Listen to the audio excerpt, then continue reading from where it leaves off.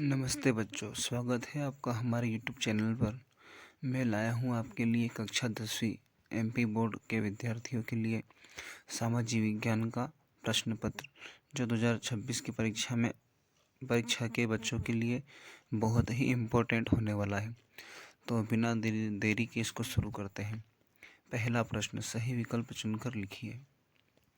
प्रश्न 1 है, निम्न में से कौन सा उद्योग दूरभाष, कंप्यूटर आदि निर्मित करते हैं?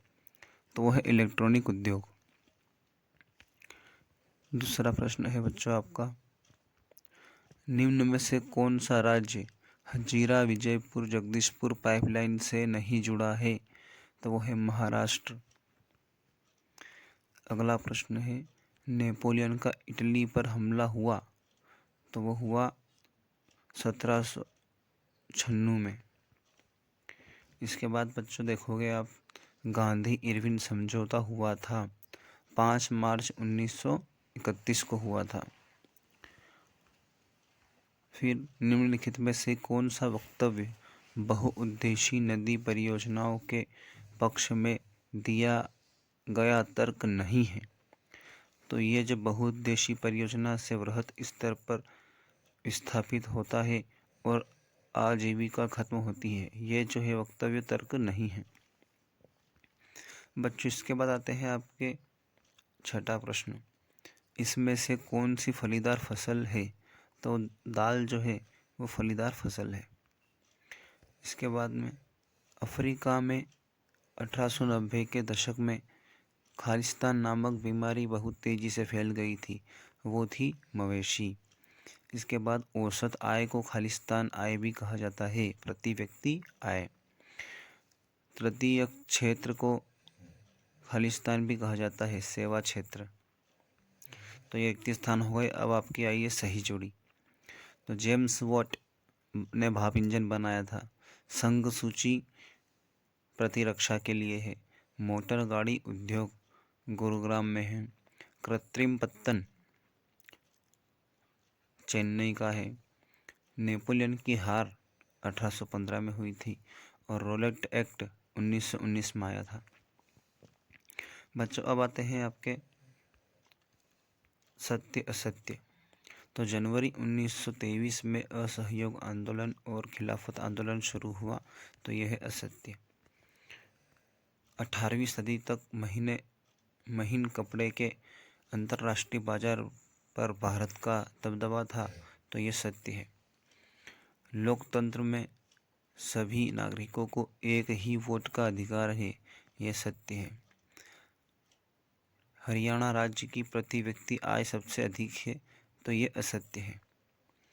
मनरेगा कानून 2005 में लागू किया गया, सत्य है। कोलकाता एक समुद्री पत्तन है, तो ये सत्य है। अब आते एक वाक्य एक शब्द में उत्तर। सामाजिक विभाजनों का प्रमुख आधार क्या है?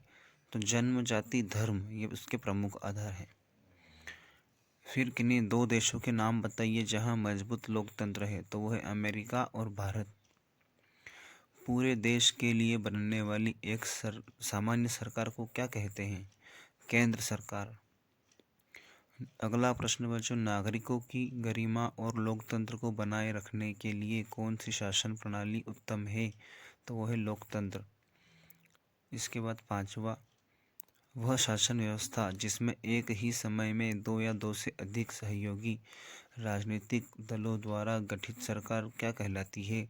तो गठबंधन सरकार कहलाती है। छठा है आपका, उस प्रक्रिया को क्या कहते हैं जिसमें लोग ग्रामीण क्षेत्रों से शहरों की ओर पलायन करते हैं? तो उसे कहते हैं नगरीकरण। अब आते हैं आपके अति लघु उत्तरीय प्रश्न। विनिर्माण उद्योग के दो महत्व लिखिए।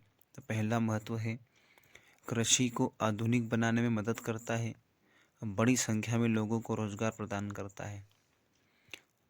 वायु प्रदूषण के दो दुष्प्रभाव लिखिए। पहला, श्वसन संबंधी बीमारियां, और दूसरा है पर्यावरण का नुकसान। रेल परिवहन की अपेक्षा सड़क परिवहन क्यों महत्वपूर्ण है? तो सड़क परिवहन महत्वपूर्ण है क्योंकि यह घर घर तक और दूर दराज के क्षेत्रों तक पहुंच प्रदान करता है। विश्व की सबसे लंबी राजमार्ग सुरंग का नाम क्या है? अटल सुरंग। भारत देश का कितने प्रतिशत व्यापार समुद्र द्वारा होता है? तो 95% व्यापार समुद्र द्वारा ही होता है। वायु परिवहन का राष्ट्रीयकरण कब किया गया? लिखिए। तो वो किया गया 1953 को। इसके बाद बच्चों,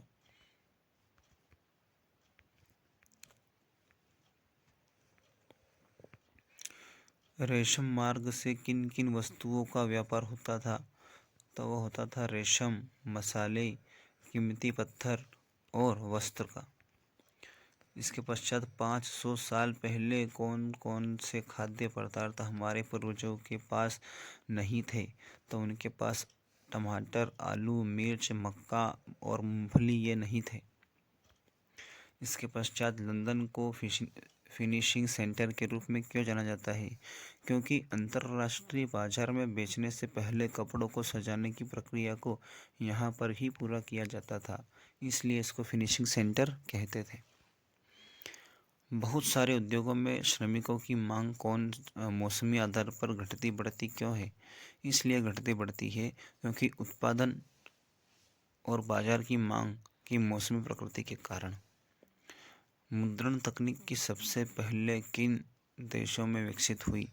तो वह हुई थी चीन, जापान और कोरिया में। इसके बाद योहान गुटेनबर्ग ने मुद्रण क्षेत्र में क्या कार्य किया? तो इन्होंने चल प्रकार की मुद्रण मशीन का आविष्कार किया। मुद्रण संस्कृति के 2 परिणाम लिखिए। तो एक परिणाम है शिक्षा का विस्तार, दूसरा है विचारों का प्रसार। 19वीं सदी की मशहूर लेखिकाओं के नाम, वह जेन ऑस्टेन, मेरी शेली और जॉर्ज एलियट। द्वितीय क्षेत्र की 2 विशेषता, तो कच्चे माल को तैयार माल में परिवर्तित करना और विनिर्माण और निर्माण। तृतीय क्षेत्र से आप क्या समझते हैं?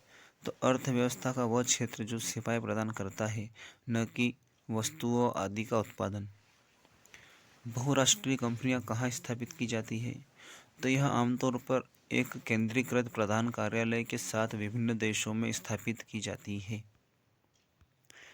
2 बहुराष्ट्रीय कंपनियों के नाम, तो वह टाटा ग्रुप और रिलायंस इंडस्ट्री। जैव संसाधन के नाम लिखिए। तो मनुष्य, जानवर, पौधे, मत्स्य, सूक्ष्मजीव, वन उत्पाद, कृषि उत्पाद और इनसे बनने वाले सभी उत्पाद। सतत पोषणी विकास क्या है? तो ऐसा विकास जो वर्तमान पीढ़ी की जरूरतों को पूरा करे लेकिन भविष्य की पीढ़ियों की जरूरतों से समझौता न करे, वो ही सतत पोषणी विकास कहलाता है। बच्चों, जलोढ़ मिट्टी की 2 विशेषताएं लिखो। तो पहला, यह अत्यधिक उपजाऊ होती है, यह नरम होती है और इसमें पानी रोकने की क्षमता अधिक होती है। मृदा अपरदन किसे कहते हैं? मृदा की ऊपरी परत का जल और वायु के द्वारा एक स्थान से दूसरे स्थान बह जाना ही मृदा अपरदन कहलाता है। झूमिंग कृषि को किन किन नामों से जाना जाता है? तो स्थानांतरण कृषि, कर्तन एवं दहन कृषि और झूम खेती के नाम से जाना जाता है।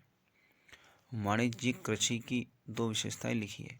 आधुनिक आदानों का उपयोग, बाजार उन्मुख उत्पादन।